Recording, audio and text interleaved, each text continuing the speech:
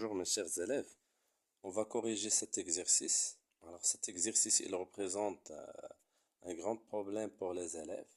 Surtout c'est pas un exercice qui est trouver l'équation différentielle, la solution, donc c'est autre chose. Donc on va travailler le dipôle RL avec un générateur à basse fréquence. Alors ce générateur il délivre une tension qui est triangulaire, attention, sous forme de carré ici ou bien rectangulaire. Alors, voyons voir ici c'est un circuit, le générateur CGPF, un interrupteur K, bobine d'inductance L et un conducteur ohmique de résistance R. Alors vous voyez bien sûr les deux courbes. Alors ici, la sensibilité verticale des deux voies, c'est 2 volts par division. C'est-à-dire quoi? La première des choses à faire, c'est utiliser ces sensibilités. Donc ici, c'est 0. Regardons, c'est la sensibilité verticale. Donc en montant ici par 2. Donc ici, c'est 4. Ici, c'est 6. Ici, c'est moins 2. Ici, c'est moins 4. Ici, c'est moins 6. Et ici, vous voyez le balayage ou bien la sensibilité horizontale, 0,2 millisecondes. Donc, ici, c'est 0,2. Ici, c'est 0,4.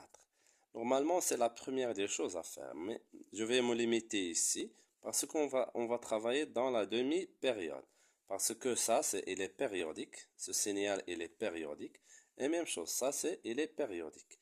Voilà la période et voilà la demi-période. Donc, voilà l'explication de cet exercice. Alors, qu'est-ce qu'on a à faire? Alors, la première question, quel est le rôle de la bobine lors de la fermeture du circuit électrique? Alors, bien sûr, le rôle de la bobine, déjà on sait ça. Le rôle de la bobine, c'est retarder alors, le rôle de la bobine dans un circuit électrique lors de la fermeture du circuit. Alors, pensez s'il vous plaît, c'est quoi? Quel est le rôle de la bobine? On a déjà dit ça. Il faut revoir le cours, hein. J'ai déjà fait le cours. C'est, c'est retarder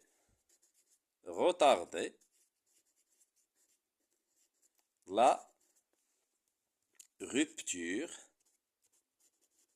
du courant électrique. C'est bon? Du courant électrique. Il va retarder lors de la fermeture, c'est la rupture, et pardon, ici c'est, lors de la fermeture, c'est pas la rupture, c'est retarder l'établissement. L'établissement du courant électrique, mais lors de l'ouverture, si nous en demandé l'ouverture, qu'est-ce qu'on va dire s'il vous plaît? C'est retarder la rupture du courant électrique. La rupture du courant électrique. Très bien. Alors, bien sûr, montrer que les tensions UR et UB sont liées par la relation suivante. Alors, ici, n'hésitez pas, s'il vous plaît, de représenter les tensions. Alors, vous voyez UL, UR, ils ont deux. Voilà. Normalement, ici, voilà la tension électrique, l'intensité du courant électrique. Normalement, pour la deuxième question, on a quoi, s'il vous plaît? Alors, on a UL, c'est dans la convention récepteur, c'est LDI divisé par DT. Mais, regardons UR. Regardons UR. Le sens du UR est et celui de I, ils ont le même sens. Le même sens, pardon. Donc, on va dire que c'est moins R fois I. Puisqu'ils ont le même sens. Si UR, il est comme ça, dans le sens opposé que celui de I, donc on va dire que c'est plus R fois I. C'est clair. Donc, et ce UR égale à moins R fois I. Donc, on va trouver le I. et on va la remplacer ici. Donc ici, cette relation, il va nous donner I égale à quoi? I, c'est moins UR divisé par R. Je vais l'écrire différemment. Donc, ce I, il va être égal à moins 1 sur R fois UR. Voilà, il faut l'apprendre, il faut écrire toujours ça, comme ça, en physique. Donc, ce UL, il va être égal à quoi? C'est L fois DI sur DT fois D sur DT de quoi? De I. Alors, ce I, il est là. Donc, je remplace I par moins 1 sur R fois UR. C'est clair? Et regardons ce moins 1 sur R, c'est une constante. On va le faire sortir de dérivée. Donc, on va voir quoi? UL, il va être égal à quoi? C'est L fois moins 1 sur R fois D dérivée de UR. Et voilà, L fois moins 1, c'est moins L, divisé par R, fois la dérivée de UR par rapport au temps. Très bien.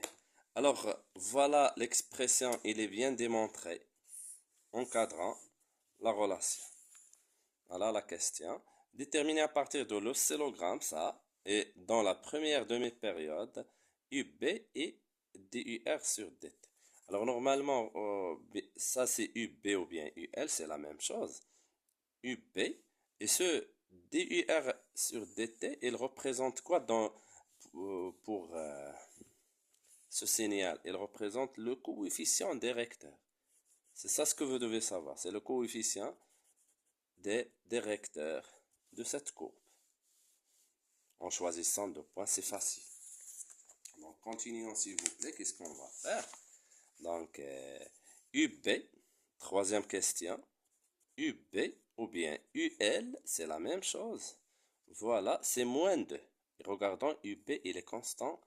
Il ne varie pas. Il est égal à moins 2 volts. Et DUR sur DT, on a dit que c'est le coefficient des recteurs de la tangente. On fait comme ça, en choisissant deux points. Par exemple, ce point, il a moins 6, et comme abscisse, c'est 0. Et ici, ce point égal à 6, et ici, c'est 0,4. N'oublions pas que il est en millisecondes. Donc, on doit multiplier par 10 à la puissance moins 3. Donc, ici, on va faire calculatrice. Voyons voir la calculatrice devant vous pour que vous puissiez apprendre même l'utilisation de calculatrice. Il est indispensable, surtout durant cette année. Donc, le quotient, moins 6, c'est moins 12. Divisé par moins, est-ce que c'est clair? Divisé par, voilà, moins 0,4 fois 10 à la puissance moins 3. Voyons voir qu'est-ce qu'il va nous donner. C'est 3, regardons, c'est 3 fois 10 à la puissance 4. 3 fois 10 à la puissance 4, ici en volts par seconde. Volt, ici seconde, S minuscule, ou bien à vous d'écrire. Donc, dt. Donc, on va remplacer. Alors, maintenant, trouvons la valeur de L. Donc, on a quoi, s'il vous plaît? On a déjà UB égale à moins L sur R fois DUR sur DT. On va remplacer par les valeurs. Donc, on va voir quoi? UB, c'est moins 2, égale à moins L sur R, fois DUR sur DT, qui est égal à fois 3 fois 10 à la puissance 4. Alors, le moins, il va être simplifié avec le moins. Et vous voyez ici, on cherche quoi? On cherche ce L. Donc, ce L, il va être égal à quoi? C'est 2 fois R, ici fois R, divisé par ça. Par 3 fois 10 à la puissance 4. Mathématiquement, ce L, on cache 2 fois R, divisé par ça.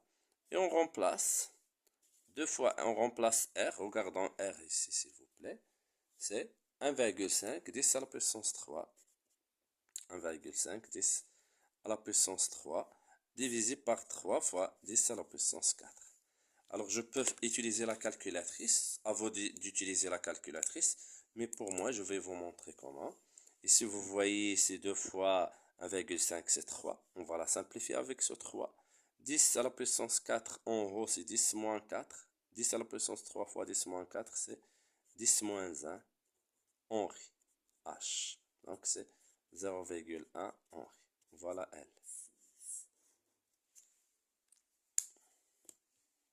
Donc, si vous avez des questions, n'hésitez pas de me laisser un commentaire et bonne chance, bon courage.